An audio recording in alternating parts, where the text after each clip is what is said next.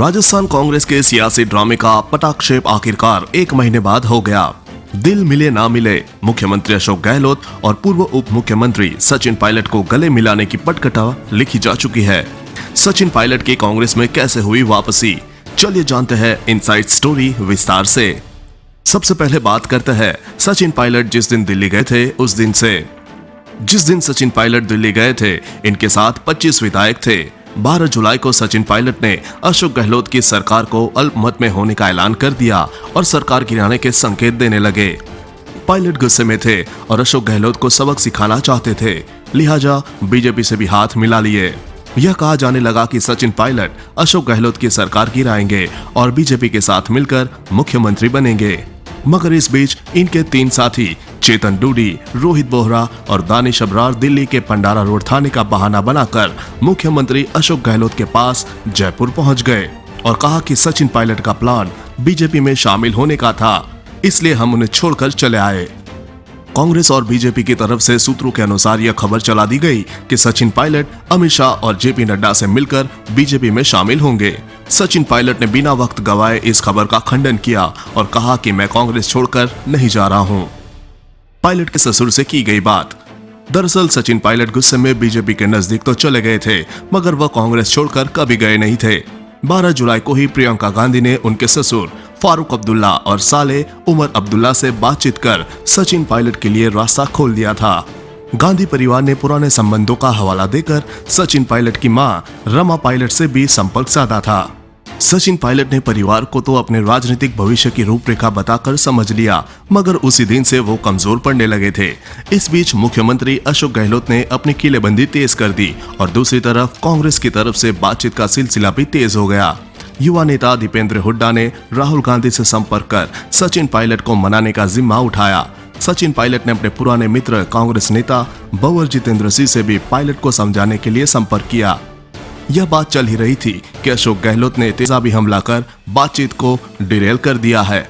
तब सचिन पायलट को लगा कि कांग्रेस हमारे साथ कोई खेल खेल रही है।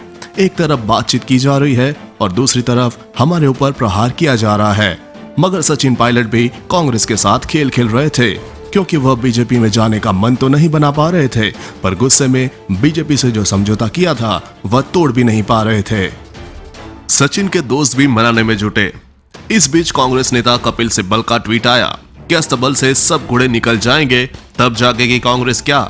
उसके बाद कहा जा रहा है कि प्रियंका गांधी ने कपिल सिब्बल से कहा कि आप ही संपर्क कीजिए।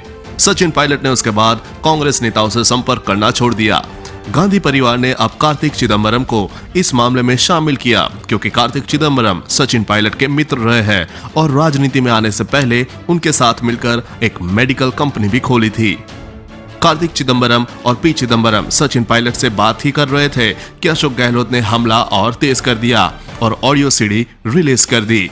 यह बातचीत टूट गई। इस बीच सचिन पायलट भी कमजोर पड़ने लगे थे और उनके विधायक भी सोचने लगे थे कि सरकार गिरेगी या बचेगी।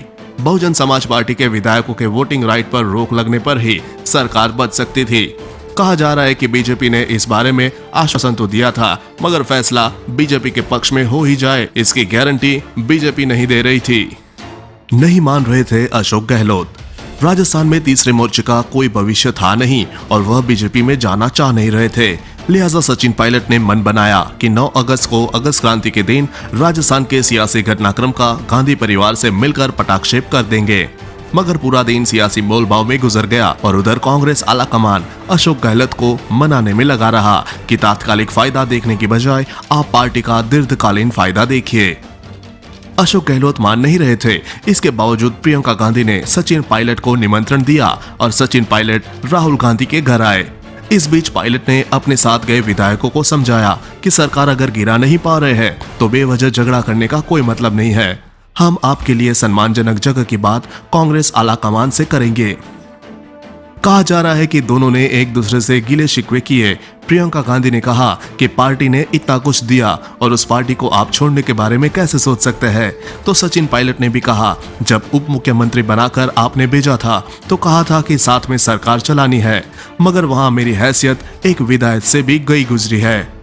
बचपन से लेकर अब तक की बातें हुई, जहां पर कई दौर भावनात्मक संबंधों के भी आए। आखिर में तय हुआ कि पार्टी इतनी बड़ी है और जिस तरह से दबाव में आकर हाथों हाथ अगर हम सचिन पायलट के लिए समझौता करते हैं तो पंजाब और छत्तीसगढ़ और महाराष्ट्र में भी इस तरह की बगावत को हवा मिलेगी। और सचिन पायलट को समझाया गया कि थोड़ा इंतजार कीजिए, हम आपके लिए कांग्रेस में एक बेहतर जगह तलाशेंगे और आपके साथ आए विधायकों का भी मान सम्मान रखेंगे। इसी कड़ी में तय हुआ कि पायलट के साथ आए विधायकों से प्रियंका गांधी मिलेंगी ताकि उन्हें ऐसा नहीं लगे कि युवा खाली हाथ दिल्ली से लौट रहे हैं। मगर यह आसान नहीं है क्योंकि गहलोत गुट के विधायक कहने लगे हैं कि सचिन पायलट से कोई वादा नहीं किया गया है, वह तो मजबूरी में कांग्रेस में आए हैं। अशोक गहलोत और सचिन पायलट के हाथ क्या लगेगा यह तो पता नहीं, पर फिलहाल कांग्रेस की झोली भर गई है। जानकारों का कहना है कि दोनों नेताओं का अहम इतना बड़ा है कि सियासी झगड़े में इस पड़ाव को हम बस युद्ध विराम की संज्ञा दे सकते हैं।